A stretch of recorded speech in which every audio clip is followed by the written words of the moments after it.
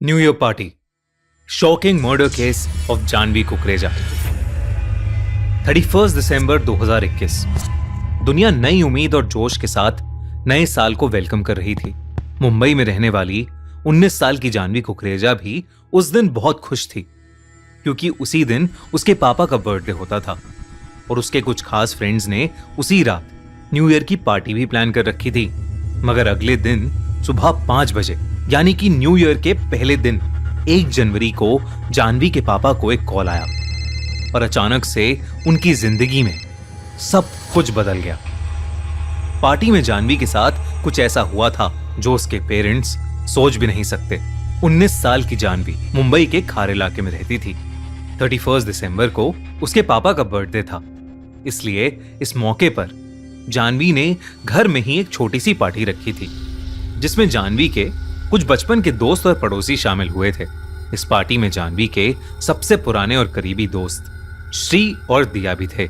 7 बजे तक cake cutting हो गई थी और उसके बाद जानवी और उसके दोस्त अपने एक फ्रेंड की न्यू ईयर पार्टी में चले गए। उनका यश नाम का दोस्त उसी एरिया की सोसाइटी भगवती हाइट्स में रहता था और उसी के घर पर वो न्यू ईयर पार्टी भी थी। पार्टी में कुल 15 लोग आने वाले थे और सभी जानवी के बहुत करीबी दोस्त और पड़ोसी थे। यहाँ तक कि दिया तो जानवी की ही बिल्डिंग में रहती थी। प्लान के अकॉर्डिंग पार्टी 9 बजे स्टार्ट होने वाली थी, मगर किसी रीजन से पार्टी के स्टार्ट होने का टाइम 11 बजे कर दिया गया था। जानवी उसी अकॉर्डिंग अपने दोस्तों के साथ पार्टी में पहुंच गई और एंजॉय करने लगी। वैसे तो पार्टी खत्म होने का वक्त कुछ 1 बजे के करीब था, मगर पार्टी थोड़ा ज्यादा लंबी चल गई और इस वजह से जानवी अपने घर टाइम से वापस नहीं लौटी। जानवी के पापा ने करीब 1:30 बजे जानवी को कॉल भी किया, मगर उस वक्त उसका फोन बिजी आ रहा था। इसके बाद उन्होंने 2:30 बजे और फिर 3 बजे भी जानवी को कॉल किया, मगर तब जानवी ने फोन ही नहीं उठाया, क्योंकि वो अपने बचपन के दोस्तों के साथ थी, जिन्हें जानवी के पेरेंट्स भी अच्छे से जानते थे। इसलिए फोन ना उठाने पर जानवी के पापा ने ज्यादा टेंशन नहीं ली और उन्होंने सोचा कि हो सकता है कि जानवी लेट होने की वजह से वहीं सो गई होगी। मगर सुबह के 5 बजे जानवी के पापा प्रकाश कुकरेजा के फोन की घंटी बजी। फोन पर एक आदमी ने प्रकाश को बताया कि उनकी बेटी जानवी का एक्सीडेंट हो गया था और वो तुरंत हॉस्पिटल आ जाएं। इस कॉल के ठीक 1 मिनट बाद ही दिया के पिता समीर का कॉल आया। उन्होंने भी प्रकाश को यही बताया कि बच्चों का एक्सीडेंट हो गया है और उन्हें तुरंत खार पुलिस स्टेशन पहुंचना है। मगर हैरानी वाली बात यह थी कि समीर ने कहा कि दिया हिंदुजा हॉस्पिटल में थी और जानवी एक दूसरे हॉस्पिटल बाबा हॉस्पिटल में थी। अगर बच्चे साथ में ही थे तो आखिर दोनों लड़कियां अलग अलग हॉस्पिटल में क्यों थीं? और समीर प्रकाश को हॉस्पिटल की जगह पुलिस स्टेशन क्यों बुला रहा था? यही सब सवाल मन में लिए प्रकाश खार पुलिस स्टेशन पहुंचा और वहां उसे जो खबर मिली उसे जानकर प्रकाश के पैरों तले जमीन खिसक गई। प्रकाश को बताया गया कि उनकी इकलौती बेटी जानवी की डेथ हो गई है। जानवी की तरह हमारी जिंदगी में भी हम हमेशा क्राइम से घिरे रहते हैं। कहीं गोली चलती है तो कहीं चाकू, कहीं मर्डर होता है तो कहीं चोरी। कोई क्राइम प्यार के लिए करता है तो कोई बदले के लिए। मगर कई क्राइम्स ऐसे होते हैं जो आपको सोचने पर मजबूर कर देंगे कि क्या आप सच में सेफ हैं। ऐसी ही दिल दहला देने वाली ट्रू क्राइम स्टोरीज लेकर आया है Amazon मिनी टीवी अपने नए शो क्राइम्स आजकल सीजन 2 में, जहां आपको दिखाई जाएंगी होश उड़ा देने वाले रियल लाइफ क्राइम केसेस के पीछे की पूरी कहानियां। तो इस वीडियो के बाद Amazon मिनी टीवी पर जाओ और देखो क्राइम्स आजकल सीजन 2, वो भी बिल्कुल फ्री। लिंक पिन कमेंट में। फिलहाल जानवी के केस के पीछे की पूरी कहानी पर आते हैं। वो भगवती हाइट्स के ग्राउंड फ्लोर पर डेड पाई गई थी। ये खबर मिलते ही जानवी के पेरेंट्स तुरंत हॉस्पिटल भागे, जहां उन्हें जानवी की लाश मिली। जानवी के पोस्टमार्टम के बाद उसकी बॉडी उसके पेरेंट्स को सौंप दी गई। जानवी के पेरेंट्स को कुछ समझ नहीं आ रहा था कि आखिर ऐसा हादसा कैसे हो गया था। और तो और जानवी की मां को सबसे अजीब बात यह लगी कि पार्टी में सभी जानवी के बचपन के दोस्त और पड़ोसी थे, तो आखिर उसकी डेथ के बाद किसी ने भी उन्हें कांटेक्ट करने की कोशिश क्यों नहीं की? इससे यही समझ आया कि जानवी की मौत में किसी और का हाथ तो जरूर था। पुलिस ने भी इस केस की FIR दर्ज करके इन्वेस्टिगेशन शुरू कर दी। पुलिस ने पार्टी में प्रेजेंट सभी से पूछताछ शुरू कर दी। तब पुलिस को पता चला कि श्री, जानवी और दिया पार्टी में सबसे अलग बैठे हुए थे। कुछ देर बाद किसी कारण से जानवी वहां से उठकर चली गई। जब वो वापस लौटी तो तब उसने देखा कि श्री अब दिया के साथ फिजिकली मेकआउट कर रहा था।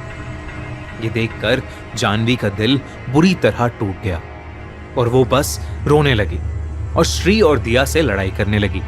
जानवी के दोस्तों के अकॉर्डिंग श्री जानवी का बॉयफ्रेंड था, मगर जानवी की मां इस बात से बिल्कुल इनकार करती थी।